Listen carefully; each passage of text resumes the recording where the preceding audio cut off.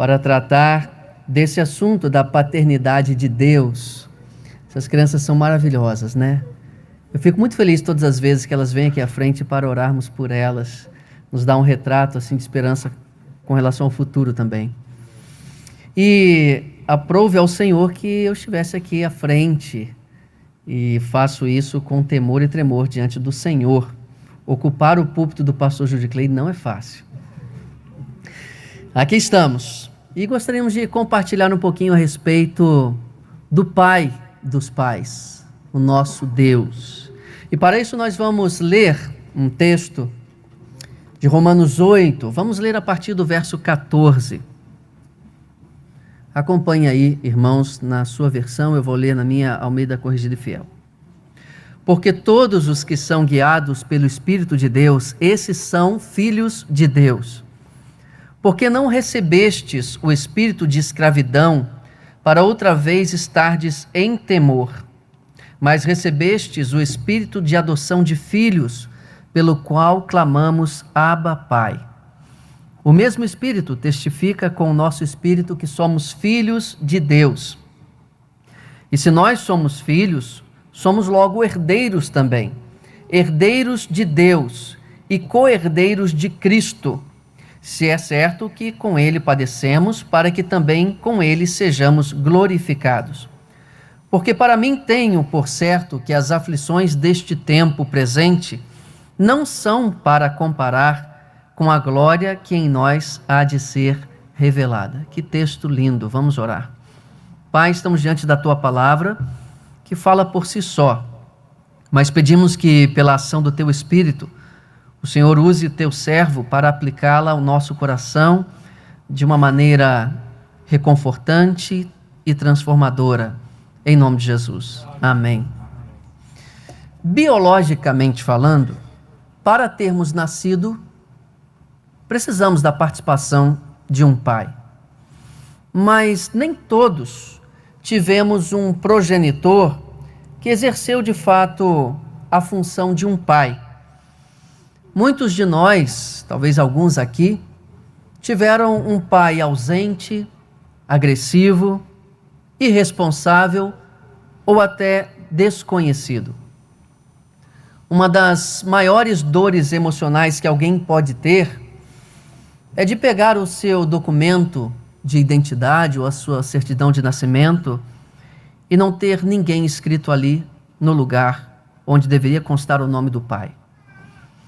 Outros entre nós tivemos pais maravilhosos, ou ainda temos, como é o meu caso, presentes, carinhosos, provedores, que nos amaram, que nos aconselharam, que nos encorajaram e nos aceitaram. Talvez, além disso, seu pai tenha lhe deixado uma herança patrimonial significativa. Se foi esse o seu caso, é porque seu pai já não está mais aqui e provavelmente você preferia tê-lo em vez da herança. Pai, que palavra forte, não é mesmo? Eu sou pai há 6 anos, aproximadamente.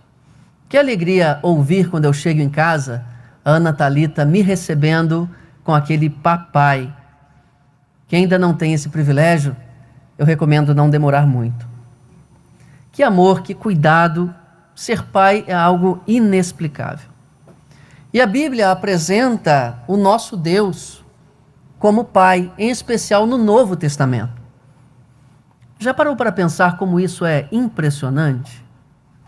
Segundo o teólogo inglês J.I. Packer, o cristão é aquele que tem a Deus como pai. Ele diz mais, pai é o nome cristão para Deus. No seu livro O Conhecimento de Deus, ele nos ensina o seguinte, abre aspas, tudo o que Cristo ensinou e tudo o que faz o Novo Testamento ser algo novo e melhor do que o Antigo, tudo o que é distintamente cristão em oposição àquilo que era meramente judaico, resume-se no conhecimento da paternidade de Deus. E hoje aqui, a partir desse texto de Romanos, nós vamos refletir um pouquinho sobre essa paternidade de Deus. Eu gostaria de extrair desse texto algumas lições para nós sobre como Deus se apresenta a nós cristãos como nosso Pai. E tirar também algumas aplicações de como pode ser ou como deve ser para nós que somos pais humanos o nosso papel, espelhando essa paternidade de Deus.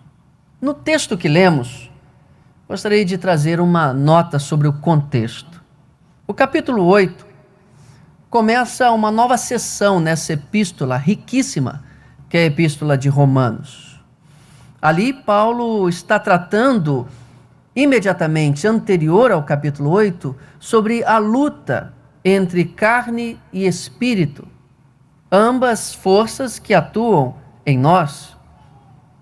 E a sua conclusão no versículo 1 do capítulo 8 é que, apesar de termos o espírito tensionando a obediência à lei de Deus e a carne nos pressionando ao pecado, não há mais nenhuma condenação para nós, aqueles que estão em Cristo Jesus. Capítulo 8, verso 1. Todos aqueles que estão em Cristo não estão mais debaixo da condenação do pecado, apesar de serem pecadores.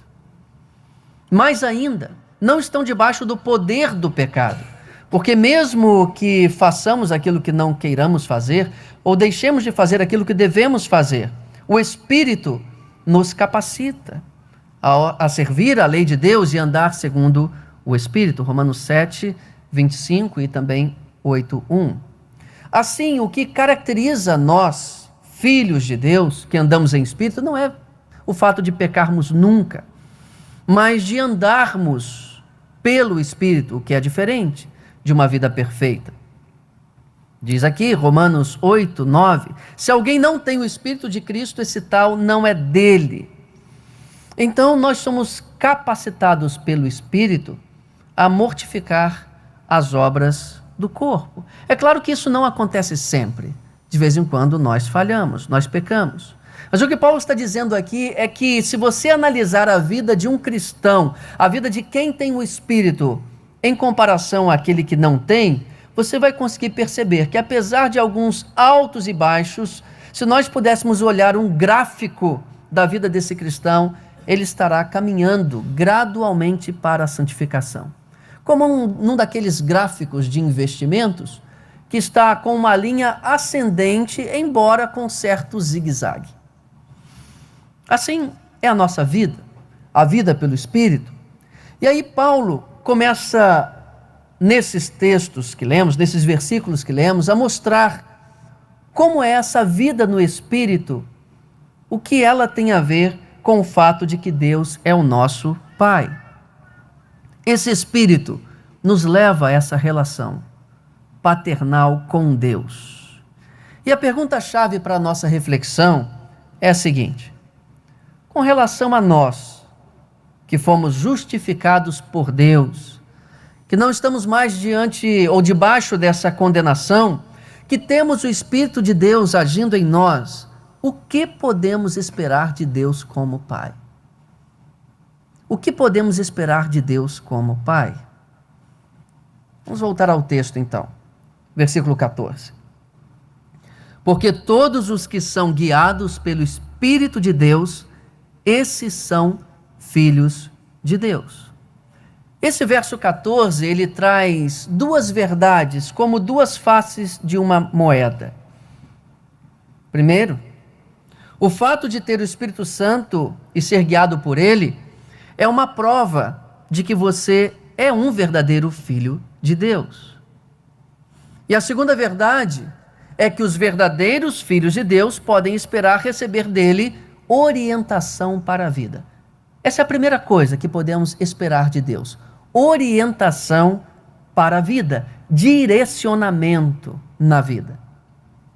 Quanto a essa primeira verdade, de que falamos, de que o fato de sermos guiados por Deus é uma prova de que somos filhos de Deus, é importante lembrar que, diferentemente do que se costuma dizer por aí, nem todos são filhos de Deus.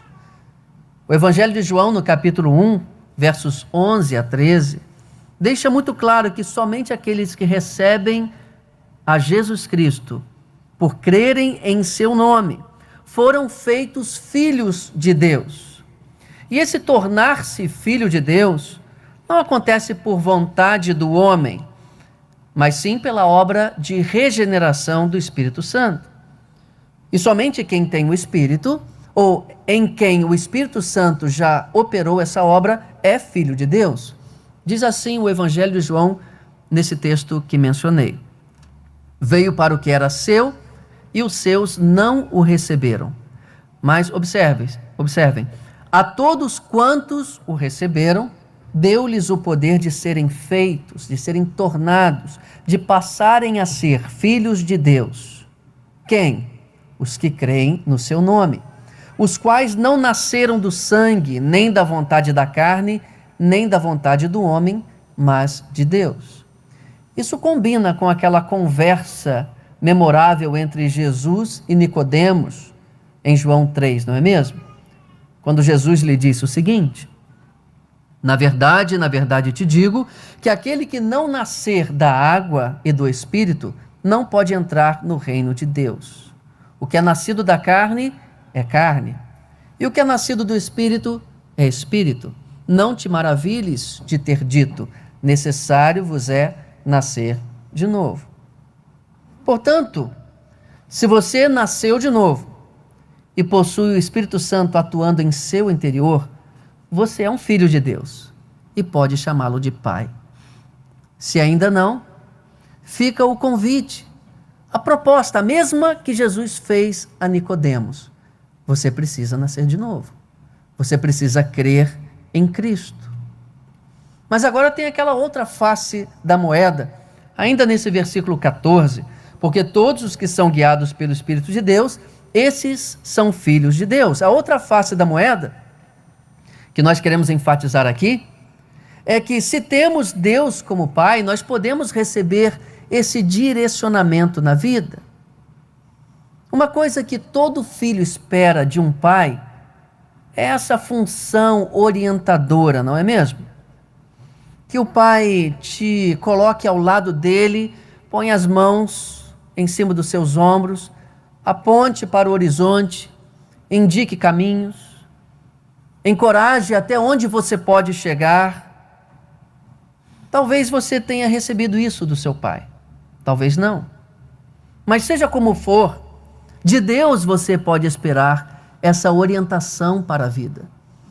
Em relação a Deus, não somos filhos perdidos, mal orientados. E Ele nos dá essa orientação de uma maneira extraordinária. Ele nos dá a sua palavra, que é lâmpada para os nossos pés e luz para o nosso caminho. Salmo 119, 105. Mas também colocou uma bússola em nosso coração, o seu Espírito. E Jesus disse que esse Espírito, uma de suas funções, era nos guiar em toda a verdade. João 16, 13. E é Ele que nos mostra por onde devemos ir. É muito mais do que apontar setas indicativas ou dar pistas vindas do além para nossa orientação, se nós formos bem apercebidos.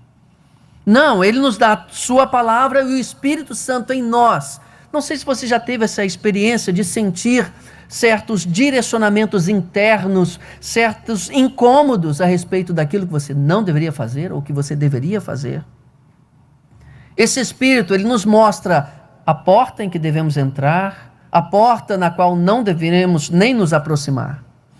Ele é esse Paráclitos, no grego, o Consolador, aquele que está lado a lado conosco, colado, íntimo de nós, e nos momentos cruciais da nossa trajetória, Ele nos ajuda a tomar decisões.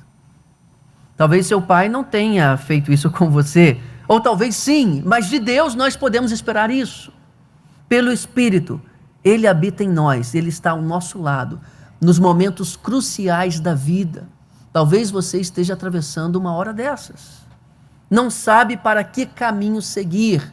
Você pode esperar do seu Pai Celestial essa direção. Me lembro daquela música que diz: não temas quando enfim tiveres que tomar decisão. Entrega tudo a mim, confia de todo o coração. Como um verdadeiro pai, Deus está por meio do Espírito ao nosso lado, nos guiando, nos mostrando o caminho. Não tema. Você não está só. Deus está guiando você. Confie nele. Mas não apenas direcionamento na vida, não apenas essa orientação paternal. O texto prossegue no capítulo 15, ou melhor, versículo 15. Porque não recebestes o espírito de escravidão para outra vez estardes em temor, mas recebestes o espírito de adoção de filhos, pelo qual clamamos, Abba, Pai. Outra coisa que podemos esperar de Deus como nosso Pai é afeto, amor.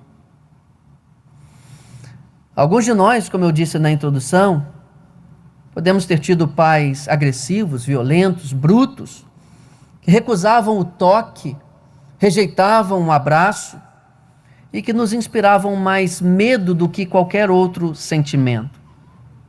Tenho encontrado pessoas assim, que são muito feridas no coração por terem tido esse tipo de relação com o seu pai. Mas com Deus é diferente. O temor que devemos ter para com Deus e que tem a ver com a sua santidade, a sua justa indignação contra o pecado, tem esse equilíbrio, tem essa contrabalança no seu amor paternal infinito. Quando pensamos em Deus, sua majestade, sua glória, o primeiro sentimento que vem a nós é de nossa total incapacidade e inadequação para estarmos em sua presença. Como disse Isaías, quando ele vê o Senhor, ai de mim, estou perecendo, estou perdido, porque sou um homem impuro, eu tenho lábios impuros, habito no meio de um povo com lábios impuros, e os meus olhos viram o Rei, o Senhor dos Exércitos, Isaías capítulo 6. Ou como Pedro, quando diante de Jesus, ali depois da pesca maravilhosa, em Lucas 5, ele se lança aos pés de Jesus e fala, ausenta-te de mim, porque eu sou pecador, eu não sou digno de estar em sua presença. Ou ainda em João, ali, Apocalipse, melhor dizendo, o apóstolo João, ele recebe uma visão do Senhor Jesus glorificado e ele cai como morto no chão de tanto medo. Ou o profeta Daniel recebe uma visitação especial e ali ele cai no chão adormecido de medo. Mas em todas essas passagens, essa presença majestosa de Deus, ela traz uma primeira reação de temor e de até medo, mas tanto no caso de João em Apocalipse, Daniel, Pedro ou Isaías, o que vem em seguida é Deus nos habilitando a estar com Ele. Em alguns casos, não temas, se levanta, não fica caído no chão, fique de pé, você pode estar comigo. Então nós temos ao mesmo tempo esse temor de Deus, mas é muito mais do que isso. Esse temor, ele encontra essa contrapartida do amor, dessa graça de Deus que nos acolhe, que nos aceita, que nos perdoa, por meio do que Cristo fez por nós na cruz. Somos filhos adotivos que podemos estar perante o Pai. E ele diz, não temas. Em Romanos 8,15, Paulo está dizendo que na relação que temos com Deus pelo Espírito, não precisamos ter medo dele. Como um escravo tem medo do seu algoz, mas nós podemos chamar de Deus de Pai. E ele usa uma palavra aqui, em aramaico, Abba, paizinho, papai. Aquela palavra que, fácil de pronunciar, é uma das primeiras que uma criança aprende. E fala, Abba, paizinho. Uma intimidade que não se confunde com irreverência, mas é uma comunhão suave. Como aquele reclinar no peito de Jesus. João, o apóstolo, se reclina. Nós podemos fazer isso com Deus. Podemos nos reclinar no peito dele, nessa intimidade maravilhosa, e chamá-lo paizinho, papai. como uma criança olha para o seu pai e espera dele esse afeto, esse carinho, esse conforto. Nós podemos esperar de Deus isso também. Mas não é apenas isso. Versículo 16. O mesmo Espírito testifica com o nosso espírito que somos filhos de Deus. Uma terceira coisa que podemos esperar dessa relação paternal nossa com Deus: identidade. Se você tem o Espírito Santo, você pode dizer sem medo, com todas as letras: eu sou filho ou filha de Deus. Minha esposa Dani trabalha com genealogias e tem ajudado algumas pessoas a descobrir suas origens. E é interessante como essa busca pela ancestralidade, ela tem esse papel terapêutico. Em muitos casos, as pessoas ficaram encantadas de saber que tinha uma determinada linhagem, às vezes descobre que tinha alguém importante na família, ou mesmo que não seja alguém importante, às vezes você descobre um documento, tem a assinatura do seu tetravô, alguém assim, você olha aquilo e fala, que interessante. Você descobre que é descendente de judeu, não sei, mas as pessoas que têm sido ajudadas por essa busca genealógica encontram esse senso de identidade. Às vezes, quando aquele filho adotado ou filho adotivo, ele começa a amadurecer, ele tem também essa busca, não sei se aconteceu com você ou com alguém próximo, essa curiosidade de saber quem são meus pais biológicos, será que eu tenho irmãos? Porque, enfim, todos nós queremos saber quem somos, de onde viemos. E em Deus nós podemos ter essa cura, esse perdão, justamente pela recuperação desse senso de identidade. Nossa identidade como filhos de Deus nos coloca no retrato de família de Deus. Imagine se tivesse uma sala de estar no céu com um retrato de família de Deus em cima, talvez, de uma estante. Não sei como seria esse retrato, né? Teria que ser mega, super, imenso, mas a sua foto estaria lá, no retrato da família de Deus. Mesmo que nossa família humana seja uma confusão, uma complicação cheia de histórias de abandono, rejeição, traição, intrigas, eu quero contar a você uma verdade. As famílias terrenas, elas não são eternas enquanto famílias. A família de Deus é que é eterna. A família terrena tem como base o casamento, e o casamento não é eterno, o casamento é vitalício. Ou seja, até que a morte o separe, mas ele não é eterno. Mas as relações, as amizades, a família de Deus, ela é eterna. E assim como Deus planejou que o casamento viesse a ser uma representação da relação íntima de Cristo com a igreja, Deus nos deu também famílias humanas, famílias terrenas, como amostras, como prévias de sua grande família. Embora imperfeita, a nossa família é apenas uma pincelada do que é a comunhão que teremos com Deus e uns com os outros por toda a eternidade. E a igreja representa isso. Vários textos do Novo Testamento mostram a igreja como uma família. Mas ainda vivemos um tempo imperfeito, rodeados por pessoas imperfeitas. Mas a igreja é uma prévia disso. Na eternidade, todas as nossas famílias serão absorvidas por essa grande família de Deus. Então, acima da identidade humana, acima do seu nome de família, você tem um sobrenome na família de Deus. Um novo nome, inclusive, lhe aguarda na cidade celestial, Apocalipse 2:17. E essa identidade como filhos de Deus, como filho, como filha de Deus, nos blinda de todo o sentimento de rejeição que podemos sentir por aqui. Talvez seja o seu caso, não sei, de ser rejeitado, ser alvo de preconceito, mas na família de Deus você é acolhido. A sua identidade não está naquilo que as pessoas podem dizer maliciosamente a seu respeito. Você é filho de Deus, um filho amado de Deus. Nessa identidade de filho de Deus, aquele filho que foi deserdado pelo pai muçulmano pode encontrar conforto. Por essa identidade de filho ou filha de Deus, aquele adolescente em crise, com dificuldade para entender quem ele é, e muitas vezes induzido por ideologias e por pensamentos humanos, de que ele pode simplesmente escolher o que ele é, a depender de seu gosto ou de seu sentimento. Ele pode encontrar essa resposta em ser filho ou filha de Deus.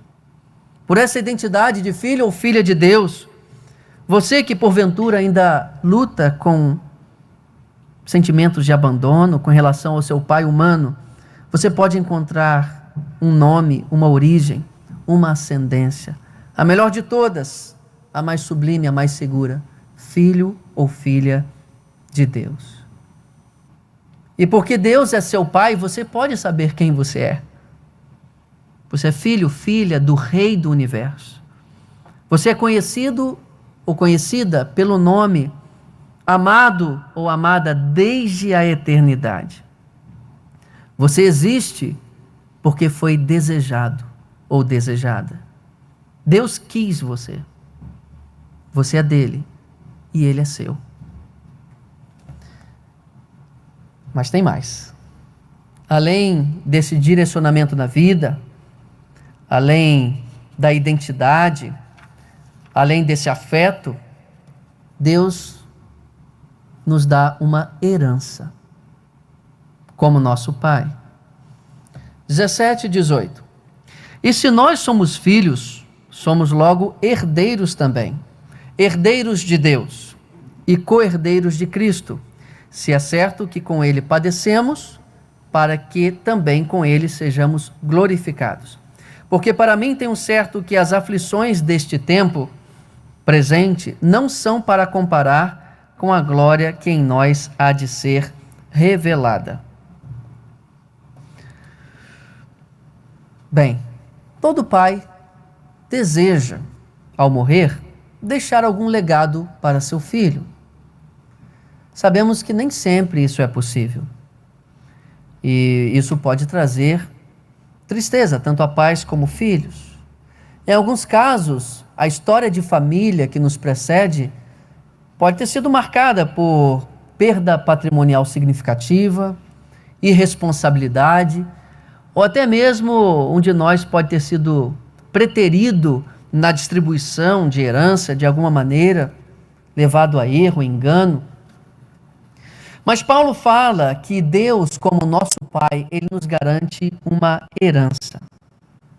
É interessante como ele começa esse versículo 17, se somos filhos, logo somos herdeiros. É uma espécie de silogismo, um exercício de lógica.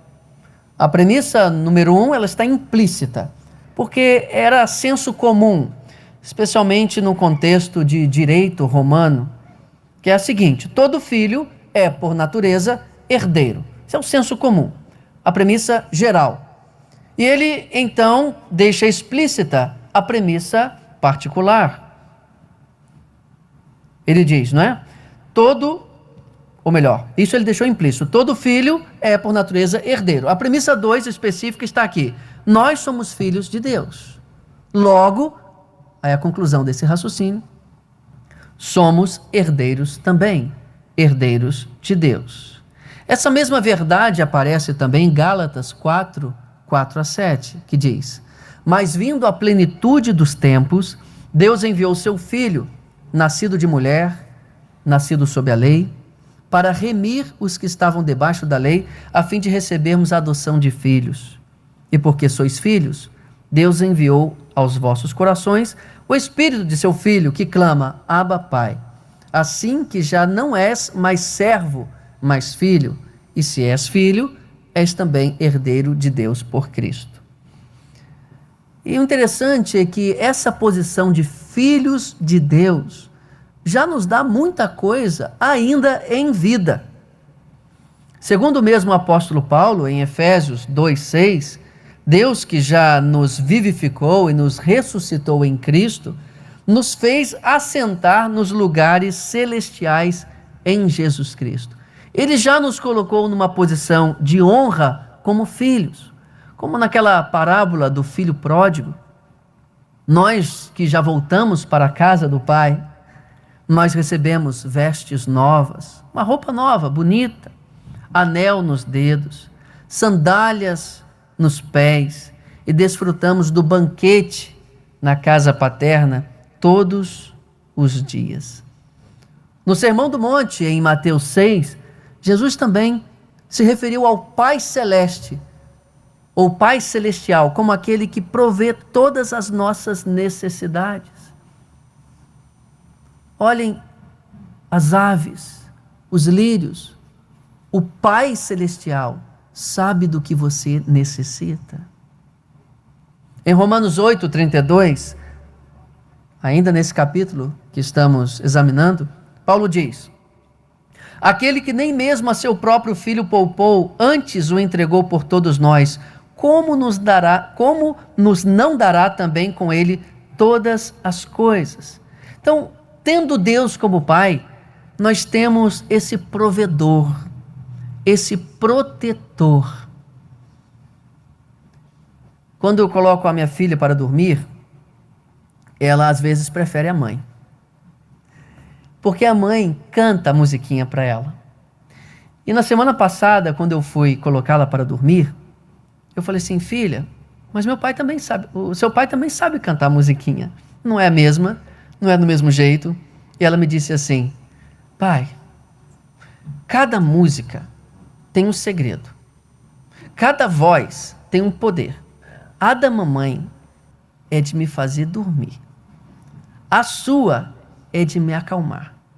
E o que você faz melhor, sabe o que é? Eu falei assim: não, filha, é me abraçar. O meu abraço de pai a faz sentir-se segura. É assim que nós esperamos de Deus, não é? Deus é o nosso provedor, Ele é o nosso protetor. Gostei do... vocês imaginam como eu me sinto como pai nesse momento. Mas em Deus, além dessa herança que já temos em vida, há algo ainda melhor, mais incrível, mais extraordinário, Ricardo, que nos aguarda na glória. A glória que nos aguarda no céu. Quando chegarmos lá e formos recebidos ali nos portais, e o Senhor nos dirá: vinde, benditos de meu Pai, possuí por herança o reino que vos está preparado desde a fundação do mundo. Mateus 25:34. A maior herança de todas, a única que jamais perecerá. Você pode se esforçar para deixar uma boa herança para os seus filhos, um bom dinheiro depositado, imóveis, investimentos, pensões, mas nada disso vai ficar para sempre. Nada se compara ao que Deus reservou aos seus filhos. Como Paulo fala em 1 Coríntios 2:9. As coisas que o olho não viu, e o ouvido não ouviu, e não subiram ao coração do homem, são as que Deus preparou para os que o amam. Uau! Eu mal vejo a hora de desfrutar dessa herança gloriosa. Mas, por enquanto, nós temos provações. Nós vimos aqui Paulo dizendo: se é certo que com ele padecemos, para que também com ele sejamos glorificados. No versículo 18, ele também fala das aflições deste tempo. Por enquanto temos provações, enquanto essa herança não chega, essas provações temporárias. Por enquanto, Paulo diz, por aqui, neste tempo presente. Mas essas heranças, ou melhor, essas provações é que nos identificam com Deus. Elas também provam que somos filhos de Deus, porque se com Ele padecemos, por nos identificarmos como filhos de Deus, isso também é garantia de que desfrutaremos dessa glória.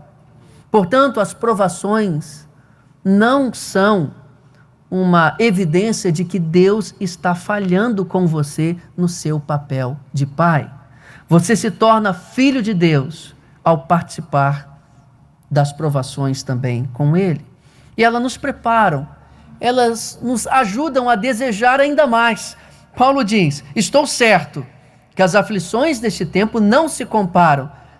Então dá para perceber aqui que Paulo coloca essa expectativa da glória como algo que nos conforta e que nos consola enquanto estamos passando pelas aflições deste tempo. É como se essas provações que passamos aqui, inclusive na nossa família humana, nos apontassem para essa herança maravilhosa. Para concluir, nós temos um Pai. Você tem um Pai. Um Pai celestial que não é de forma alguma inferior ao Pai ou a um Pai humano. Pelo contrário, você tem um Pai que conhece você desde a eternidade, que chama você pelo nome e que o convida para desfrutar de seu direcionamento na vida, seu afeto confortador, sua identidade de família e sua herança incorruptível. Nós que somos pai ou pais, ou que seremos, sejamos inspirados por essa paternidade de Deus com relação a nossos filhos. Eu sei que muitas pessoas têm dificuldade de compreender o caráter paternal de Deus pelo fato de não terem tido bons pais terrenos. Não seja esse o nosso caso, nem de nossos filhos. Que a nossa atitude como pais revele para os nossos filhos um traço do amor paternal de Deus. Precisamos imitar a Deus em sua paternidade. E eu queria encerrar com um pedido de oração, que revela um pouco do coração de um pai. Nós, batistas brasileiros, temos sido referência no mundo inteiro pelo acolhimento de famílias oriundas de um país no Oriente Médio que tem sido alvo de intensa perseguição. Um regime autoritário de natureza islâmica tomou esse país. E ali muitas famílias cristãs, ou simplesmente aquelas que tinham relações com a nação que recentemente deixou o país, estão em grande dificuldade. E um dos países que resolveu receber essas pessoas foi o Brasil. Não sei se você se sabe disso, não sei se você já tomou conhecimento disso, mas as duas únicas nações do mundo que aceitaram receber refugiados desse país foram o Brasil e a Ucrânia. A Ucrânia, em guerra, deixou de exercer essa função. E o Brasil se colocou à disposição. Mas organizações internas ao Brasil deveriam se responsabilizar por esses refugiados, esses imigrantes. E nós, batistas brasileiros, por meio da Junta de Missões Nacionais, nos colocamos à disposição para receber essas famílias. E hoje, na cidade de Morungaba, São Paulo, nós acolhemos 144 pessoas, por meio das ofertas e das orações. Mas um caso cortou o nosso coração, Conrado. Um pai de família conseguiu sair de lá com um filho e a esposa, mas uma filha de 15 anos não conseguiu a documentação e ficou para trás, protegida pela família. E esse pai, em prantos, pediu nosso socorro. Tirem minha filha de lá. Fico imaginando o coração desse pai, uma menina de 15 anos. E aí estamos tentando conseguir essa transferência para cá. Ela precisa chegar no país vizinho. Já fizemos contato com a embaixada brasileira e o governo disse que se ela chegar lá, nós vamos dar para ela a documentação para ela vir para o Brasil. E eu gostaria de encerrar orando e pedindo para que você ajudasse essa família em oração, para que essa menina consiga chegar lá, a fim de ser trazida em segurança para o Brasil. E ore por esse projeto também. Pai querido, nós te agradecemos, porque Tu és o nosso Pai e podemos chamá-lo assim. Tantos nomes nós teríamos para chamar o Senhor, e o Senhor é digno de todos eles.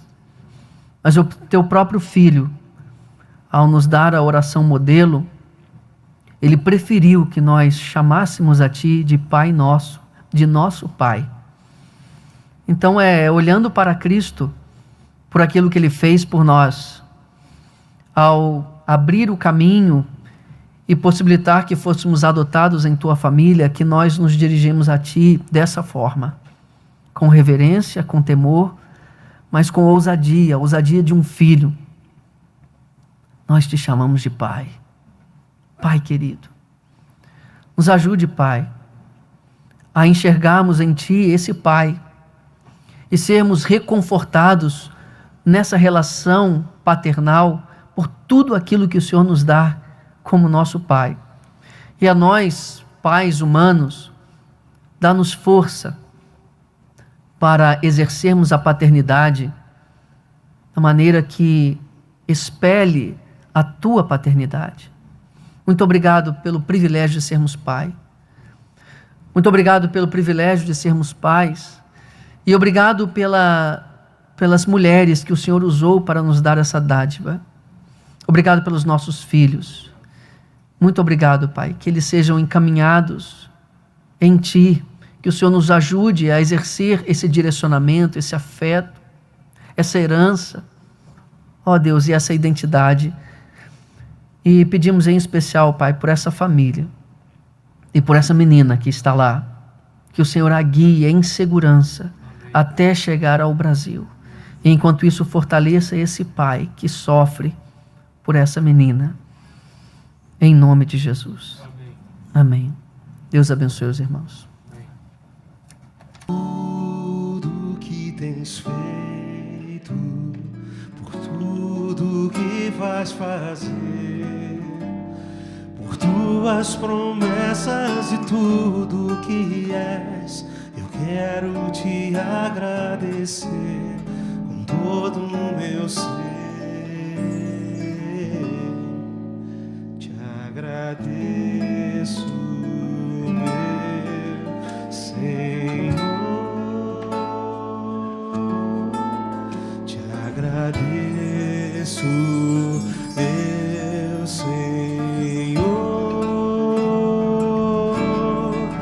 Te agradeço por me libertar e salvar, por ter morrido em meu lugar. Te agradeço, Jesus, te agradeço. Eu te agradeço, te agradeço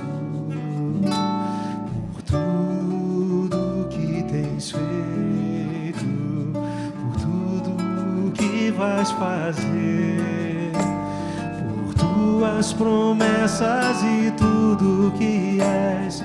Eu quero te agradecer com todo o meu ser. E aí?